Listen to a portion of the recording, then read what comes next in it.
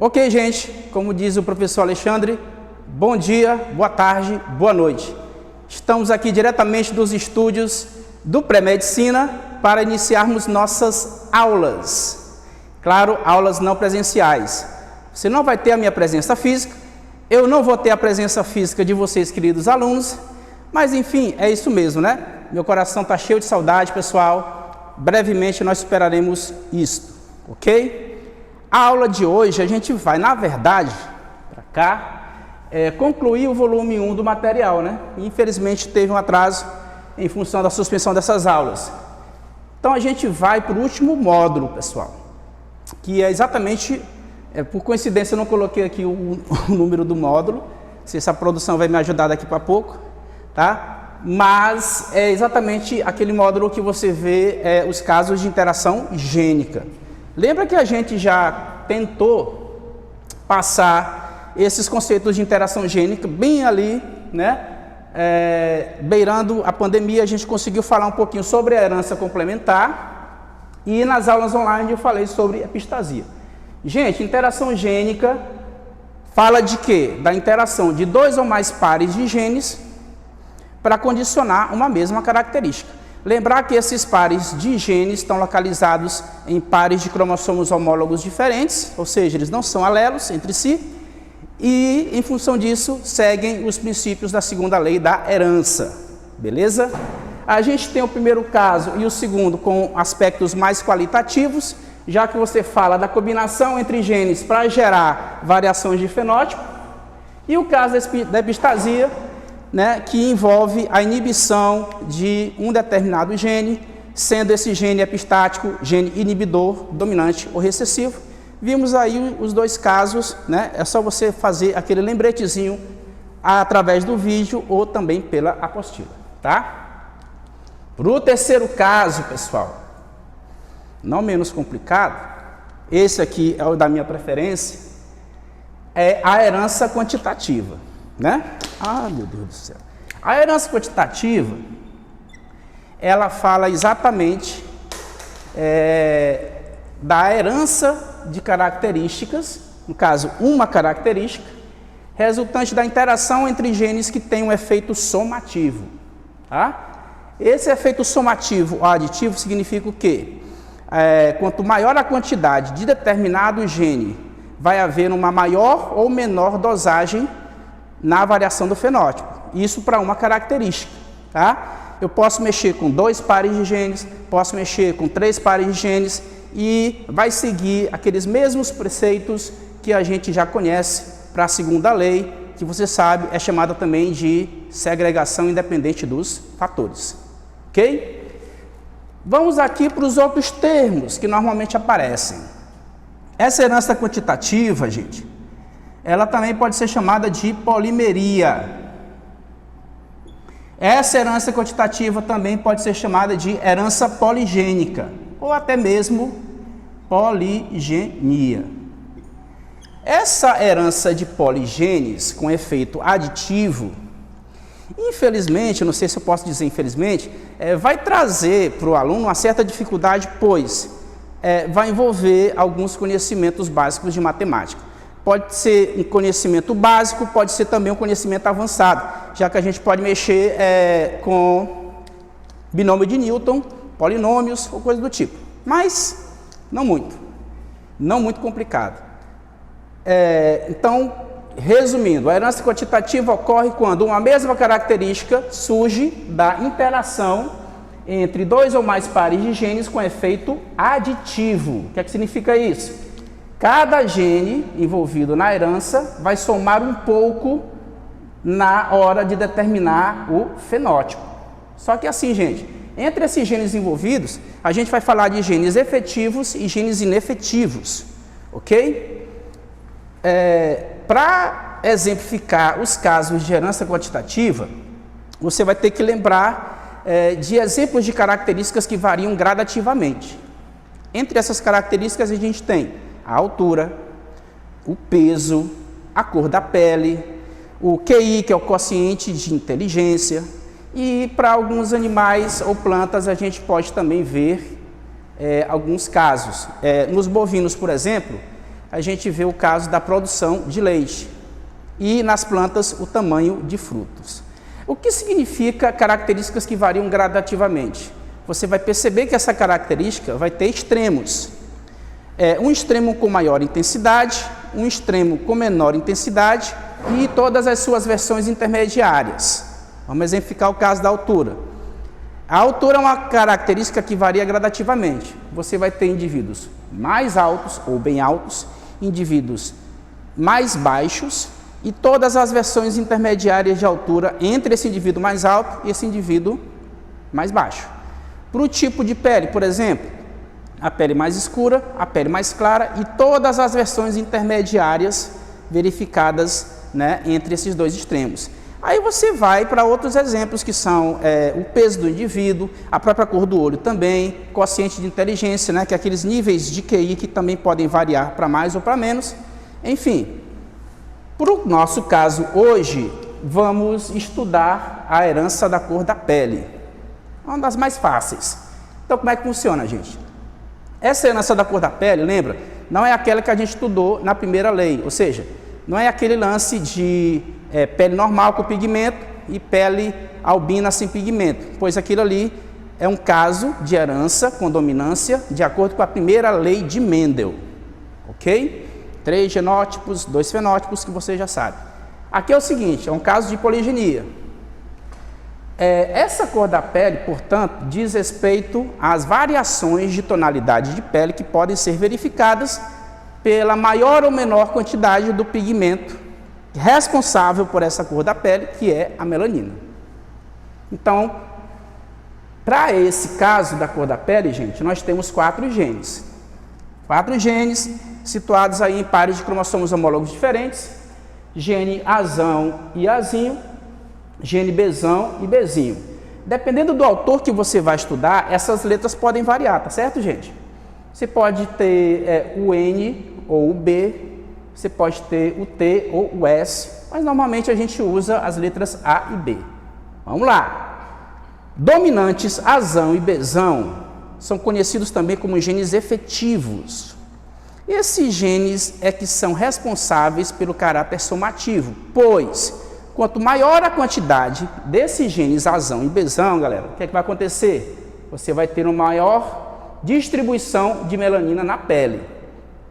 Então, a presença desses genes, quanto maior for a quantidade, bastante melanina ou maior quantidade de melanina vai ocorrer exatamente na pele do indivíduo.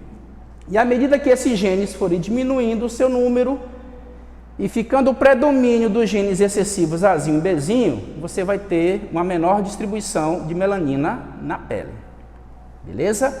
Lembrando, gente, esse padrão de herança de cor da pele é um padrão ocidental. O que quer dizer isso? Você não vai levar em consideração variações de pele envolvendo indivíduos asiáticos e nem indivíduos indígenas.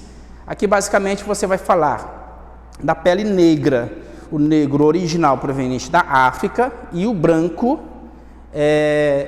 o indivíduo proveniente da Europa. Professor, dá para seguir esse padrão no Brasil? Na maioria das vezes, pessoal, não. Claro que há exceções que podem ser verificadas, mas não há essa possibilidade de ser verificada em tamanha intensidade pelo fato de no Brasil haver uma grande miscigenação, uma grande mistura entre as raças. Portanto, vamos imaginar, pessoal, indivíduo africano e indivíduo europeu, né? Um indivíduo aí proveniente do Quênia hoje é um país famoso, né? E, por exemplo, da Inglaterra, um branco e um negro. Então, temos o seguinte, os fenótipos, a quantidade de genes efetivos, que são esses genes dominantes, e os genótipos. Como eu estou falando de características que variam gradativamente, vamos aos extremos e às versões intermediárias. Bom, eu tenho o extremo para a pele mais escura, o negro africano, e o outro extremo para a pele mais clara. Aí a gente está falando de quem, ó? Do branco. para você entender tanto a distribuição dos fenótipos e principalmente a distribuição dos genótipos, você vai ter que estabelecer uma relação numérica quanto à quantidade de genes efetivos. Como é que é isso, professor? É que estes genes efetivos que atuam no genótipo e, consequentemente, no fenótipo, eles terão a quantidade que vai oscilar entre 4 e nenhum. Tá? Podendo ser 4 genes, 3 genes efetivos, 2 ou apenas 1. Perceba que, à medida que a quantidade de genes efetivos vai diminuindo, consequentemente a pele vai clareando. Certo? Mas, professor, como é que isso funciona? Quer dizer que o indivíduo pode mudar de fenótipo mediante a aquisição desses genes? Não é bem assim, né? Porque ninguém muda de fenótipo por ordem genética. Mas é o seguinte, pessoal, quando você fala do cruzamento de indivíduos negros com indivíduos brancos, falar um pouquinho aqui de miscigenação, né? Você sabe que o indivíduo negro, ao cruzar com o branco, ele vai dar origem a um mulato, né? E nesse padrão, gente, nós vamos trabalhar com 3 tipos de mulato, mediante a ocorrência desses genes efetivos. Então, veja só. Temos um mulato mais próximo do negro, que é o mulato escuro.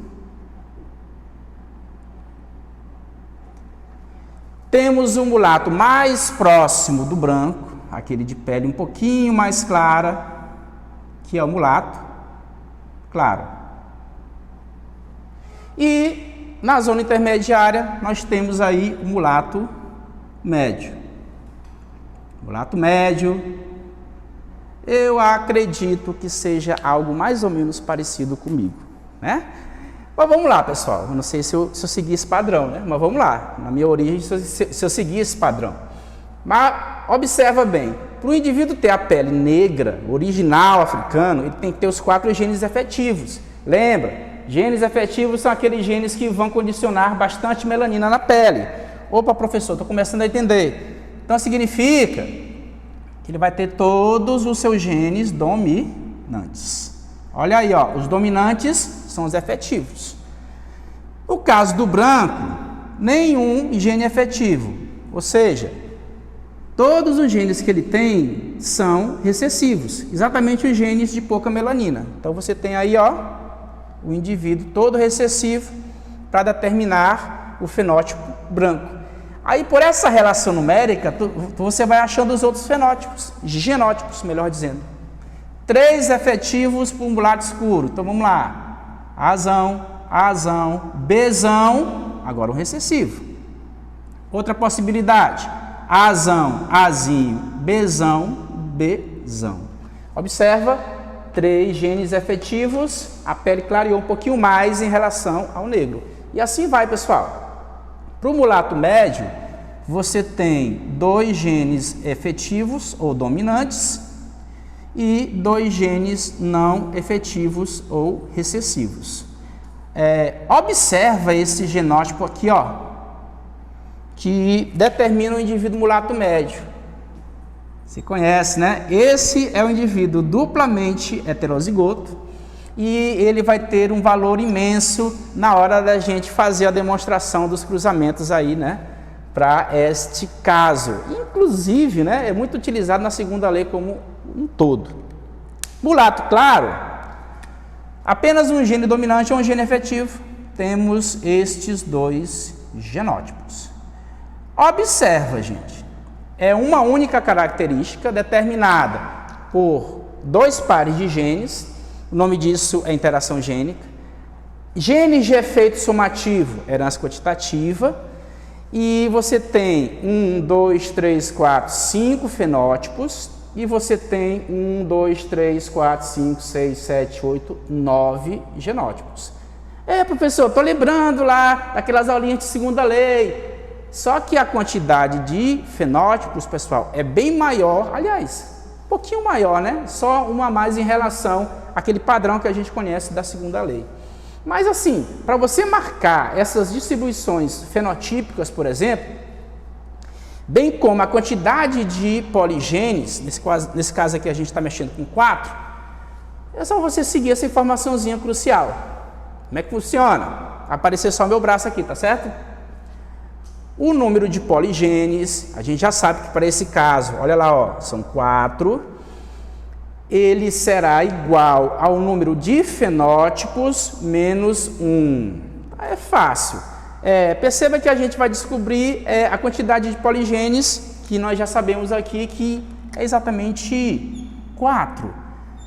Aí por quê? Porque você vai pegar a quantidade de fenótipos, 1, 2, 3, 4, 5, ok? Menos 1, 4 poligenes, para esse caso. Automaticamente, observa, pela quantidade de poligenes que tu tens, você também pode encontrar a quantidade de fenótipos.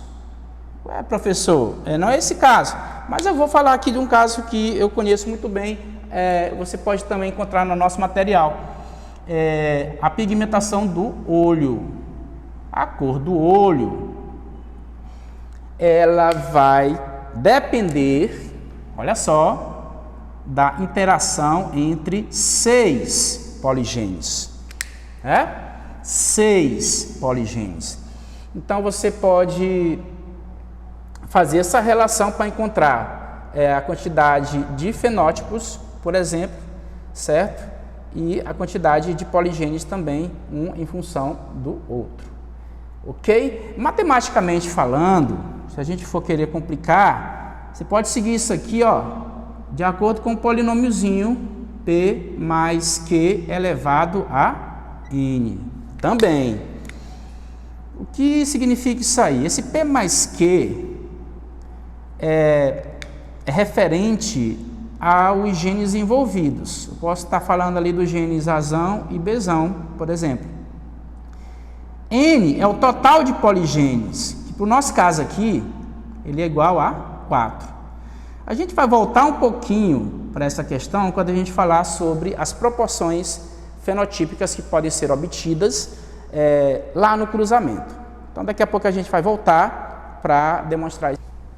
Muito bem. É aqui.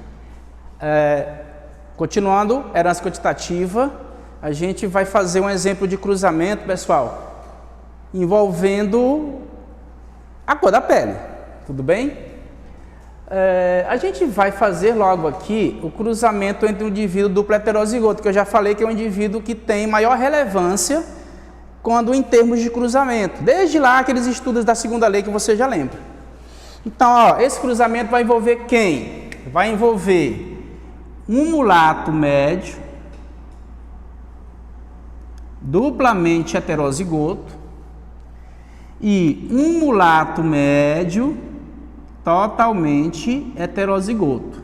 Eu tive que ser um pouco breve aqui, mas tu lembras mais ou menos como é que essa sequência. A gente começa com todo homozigoto dominante, que é o negro, com todo homozigoto recessivo, que é o branco. Essa é a geração parental. Surge uma F1, que vai dar exatamente o mulato médio duplo heterozigoto, Azão, Azinho, Bzão, Bzinho. E aí a gente se propõe a fazer esse cruzamento, que naquela sequência de segunda lei que você já viu, é o cruzamento de indivíduos da F1, né? Então fui um pouco breve, coloquei logo esse cruzamento bem aqui, ó. Por que o cruzamento entre indivíduos mulatos médios duplo heterozigoto é um cruzamento importante para se analisar o caso? Já falei várias vezes. Ah, professor, porque aqui eu vejo todos os 4 genes da série, todos os 4 genes da herança. Então dá para analisar direitinho a segregação independente dos fatores. Você vai ter como resultado a possibilidade de surgimento em devidas proporções de todos os fenótipos que a gente está falando. Ué, o que é isso, professor? Verdade.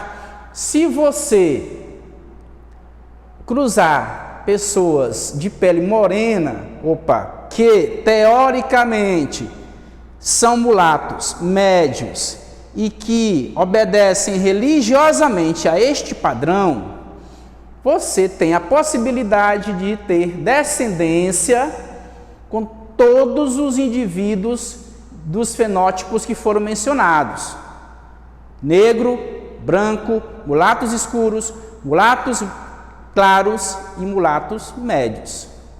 Tá? Então, pessoal, pessoas de pele morena se for mulato médio e obedecer esse padrão, pode ter um filho negro e também um filho branco, né? Olha só como a genética é linda, né, pessoal? E é genética, né? Eu tenho pena de quem não sabe genética, porque vai imaginar outra coisa. Mas vamos lá, como é que funciona? Você tem o indivíduo duplo heterozigoto. Aqui vai funcionar o lance da segregação independente, pois esses dois pares de genes estão situados em pares de cromossomos homólogos diferentes que, durante o processo de meiose, lá na formação dos gametas, esses genes vão ser distribuídos de maneira independente e vão se combinar segundo todas as possibilidades, formando, olha só, até 4 tipos de gametas. É só você combinar os genes, pessoal, por letra, né? Sempre o gene A com o gene B, e você vai encontrar essas 4 possibilidades de gametas. Fazendo a fecundação, você tem 4 possibilidades de gametas de um e 4 possibilidades de gametas do outro. Na relação matemática, 4 vezes 4, 16. Então, você vai encontrar 16 fecundações possíveis, tudo bem? E nas seguintes ocorrências. Olha o surgimento de possibilidade de indivíduo negro. Bem aqui, ó.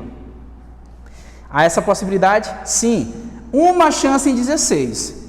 Olha aí a ocorrência do indivíduo branco. Qual é a possibilidade? Qual é a proporção, gente? 1/16. Esse tipo, mulato médio, duplamente heterozigoto, ele vai ter ocorrência 4. Ele vai aparecer exatamente nessa diagonalzinha. Esse tipo de cruzamento a gente estava fazendo aí exaustivamente, se é que você me entende. Este cruzamento aqui da genética você estava fazendo e já deve estar lembrando mais ou menos aí quais são as proporções, tá? Eu coloquei logo essas aqui, por quê? Porque são as mais relevantes, as que normalmente caem em questões. Um exemplo aqui. Você pode estar numa questão encontrando uma situação de cruzamento entre indivíduos duplo heterozigotos mulatos médios. E ela te pergunta qual é a proporção de indivíduos brancos ou indivíduos negros. Aí você já sabe determinar essa proporção. Qual é a proporção de indivíduos duplo heterozigotos mulatos médios? Você também já encontra essa proporção. Isso para as questões clássicas, né? Que a gente infelizmente já não vê esse padrão hoje. Mas vamos lá. Quais as outras possibilidades de genótipos e fenótipos? Aqui, ó, Azão, Azão, Bezão, Bezinho, vai surgir um mulato escuro. Azão, Azinho, Bezão, Bezão, outro mulato escuro. A gente tem aqui Azão, Azão, Bezão, Bezinho. Hoje só está dando mulato escuro. Ah, não. Mulato médio, bem aqui com os 2 efetivos. E olha só, um mulato claro, bem aqui, ó. Veja bem, lembra daquela tabela que a gente estudou agora há pouco. 3 efetivos, mulato escuro. 2 efetivos, mulato médio. 1 efetivo, mulato claro. Mulato claro, ou mulato claro, oi, mulato claro de novo. Tudo bem? Atenção, gente, ó, essa aqui é a proporção mais legal que vai surgir nesses assuntos que a gente está vendo. Por quê? Porque ela vai trazer uma interpretação matemática que tu vai mexer de todo jeito, né? Tu vai usar a matemática, tu vai jogar essa proporção para a direita, vai jogar essa proporção para a esquerda, vai jogar para cima, vai pegar por debaixo, porque ela pode ser interpretada de várias formas. A gente vai ver isso daqui a pouco. Então vamos lá. Vai surgir, olha só, pessoal, indivíduo negro. Ok? Esse indivíduo negro, ele vai surgir com a proporção 1/16.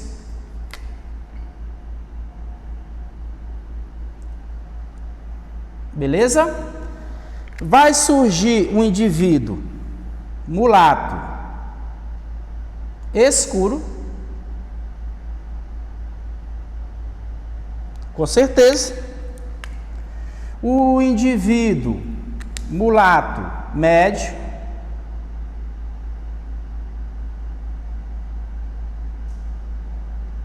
vai surgir um indivíduo mulato claro,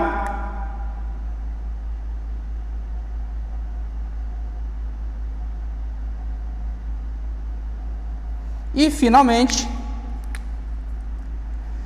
vai surgir um indivíduo branco. Vai ficar aqui meio enganchado aqui, mas vai dar para entender. Indo para o indivíduo branco, tu vais encontrar também a proporção, galera, ó, 1/16. Tudo bem? Eu vou pedir licença a este pré-gráfico, infelizmente não deu para você, nos veremos brevemente. Vamos aqui, o importante é você entender direitinho. 1/16, ocorrência aqui para branco, a gente, ó. Vamos aí para os outros casos, acompanha comigo para você entender. O mulato escuro, ele vai apresentar 3 genes efetivos, ou seja, 3 genes dominantes. Vou marcar para você aqui no genograma. Mulato escuro, confere? Mulato escuro, ok? Mulato escuro, ok? Mulato escuro. Se você contar na ocorrência das 16 fecundações, você vai ver 1, 2, 3, 4 indivíduos.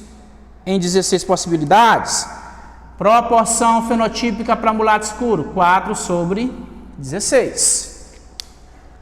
Mulato médio, lembrar que esse genótipo aqui é mulato médio, pois há 2 genes efetivos de ocorrência. Você vai ver as outras versões também agora comigo. Claro, as 4 que eu já havia mostrado para vocês, ó, já está somando 4, mais mulato médio. Tudo bom, mulato médio? Mais mulato médio. 4 mais 2, 6/16. Beleza? E o mulato claro, que vai ter somente um gene efetivo ou dominante, tu tens 1, 2, 3 e 4. 4 indivíduos mulatos claros nas 16 possibilidades. Gente, como eu falei, vai surgir a proporção mais linda que existe, né? Eu vou até colocá-la de novo aqui porque eu acho bonito. Eu acho bonito mesmo. Ela vai oscilar, galera. Por quê? Porque ela vai de uma menor proporção, que é a de 1, vai para um valor intermediário, que é 4, vai atingir um pico, que é 6. Já percebeu que eu adoro escrever lá em cima, né? Tinha gente que ficava com raiva, mas vamos lá, porque papagaio é difícil. E novamente vai diminuindo essa proporção, passando de 4 até 1. Então você vê, ó, pessoal, 1 para 4 para 6 para 4 para 1. Negro, branco. Mulato escuro, mulato claro, mulato médio. Ok? Na hora de você fazer a relação entre essas proporções, eu vou até colocar aqui do lado logo, e os fenótipos, você vai encontrar um gráfico muito utilizado em questões, que é o gráfico da frequência fenotípica dos poligenes, e que é aplicada, pessoal, para todos os casos de herança quantitativa. Pode ser com 4 genes, com 6, com 8, sempre vai dar esse gráfico com essas oscilações. Vamos aqui aos genótipos, fenótipos para o caso. O negro, o branco, beleza? Observe bem a frequência, vou botar de azul. Frequência aqui, ó, 1/16 para negro. Frequência 1/16. Vocês vão encontrar os mesmos defeitos técnicos da aula normal, viu? Não se preocupem não. 1/16 para branco. ok? Mulato escuro. Mulato claro. Mulato escuro, como é que vai ser? Frequência 4. Aqui, ó. Tem que ficar bonito no final, não sei se vai ficar bonito não, mas vamos lá.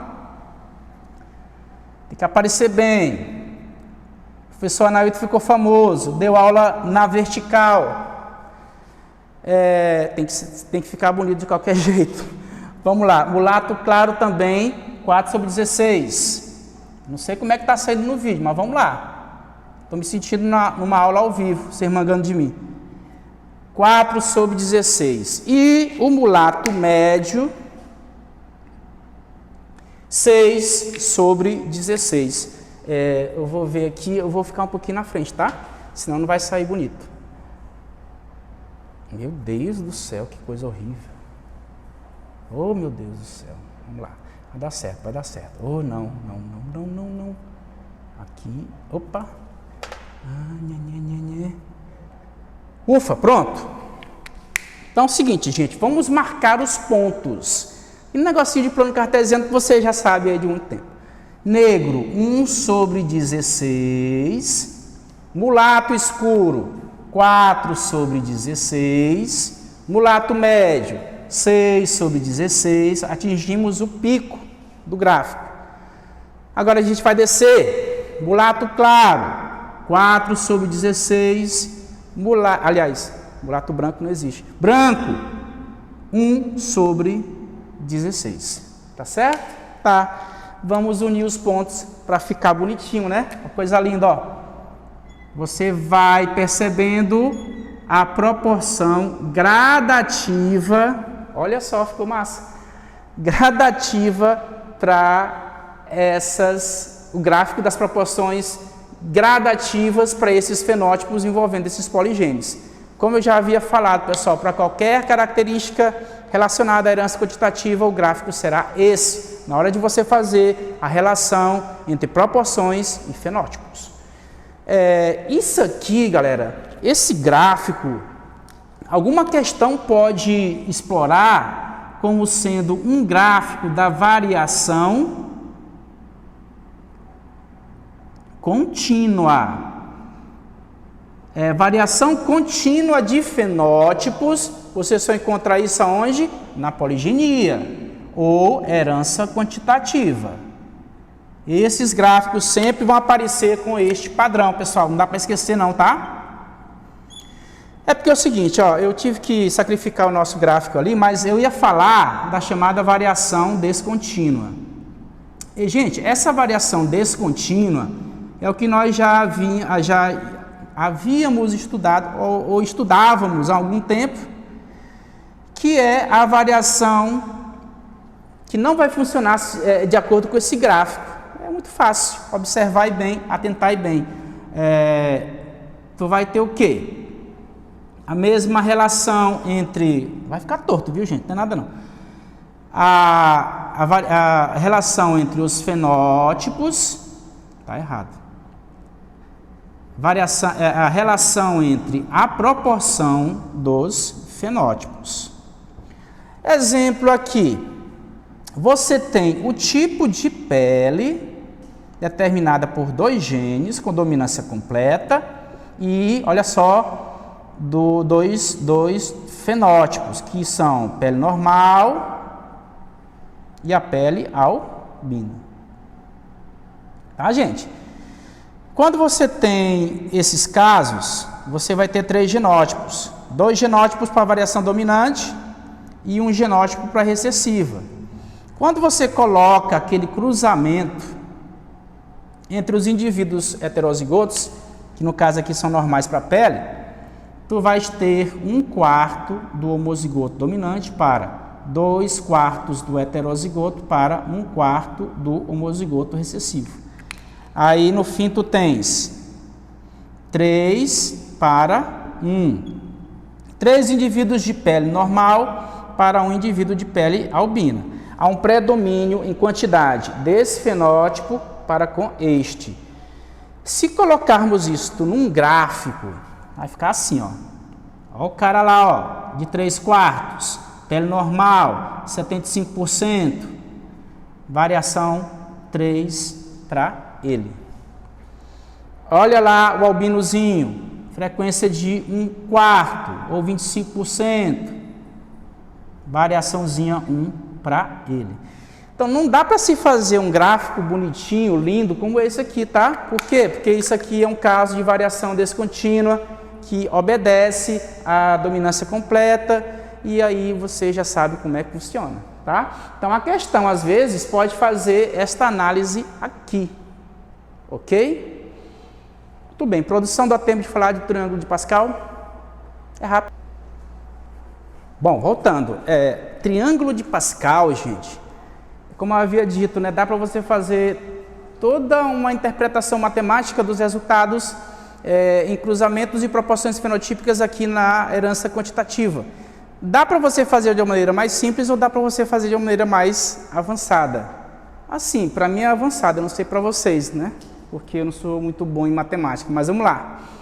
Aqui você está vendo a distribuição dos números, pessoal, de acordo com os coeficientes lá no binômio de Newton, né? Coeficiente 0, coeficiente 1, coeficiente 2, coeficiente 3, coeficiente 4 e assim sucessivamente você vai construindo sua pirâmide. O coeficiente aí, pessoal, é o coeficientezinho lá do expoente, ok? Na potenciazinha no binômio de Newton. Lembra que eu havia dito isso na nosso primeiro momento, né? Os genes ou poligenes, de acordo, os tipos de genes de acordo com a quantidade desses poligenes, tá? E esse coeficientezinho pode variar de 0, né? 0, 1, 2, 3. E é o seguinte, quando você vai construindo o triângulo, né? 1 mais 1, 2, 1 mais 2, 3 e tal, você vai chegar exatamente naquelas proporções fenotípicas que a gente encontrou agora há pouco no cruzamento. Deixa eu vir para cá que eu sou canhoto e olha só o que acontece, pessoal, tá? Eu não sei se isso é obra dos Illuminates, né, extraterrestres, mas acontece essa bruxaria aqui, quando você vai fazendo a relação com os coeficientes. No caso aqui a gente encontra o coeficiente 4. 4, olha só, professor, 4 é exatamente o número de poligenes que a gente está mexendo nesse caso, da herança da cor da pele. Se tu colocares aqui, ó, você vai encontrar esse binômiozinho, né? E como é que você desenvolve esse binômio? Vai ficar exatamente assim, né? A versão quadrática aí do primeiro, né? P mais 4 vezes P ao cubo vezes o Q mais 6 vezes P ao quadrado vezes Q ao quadrado mais 4 vezes o P vezes o Q ao quadrado mais, eu acho que agora é o Q elevado à quarta potência, tá? Lembrando que aqui na frente tu vais encontrar o coeficiente 1, né? O número 1, né?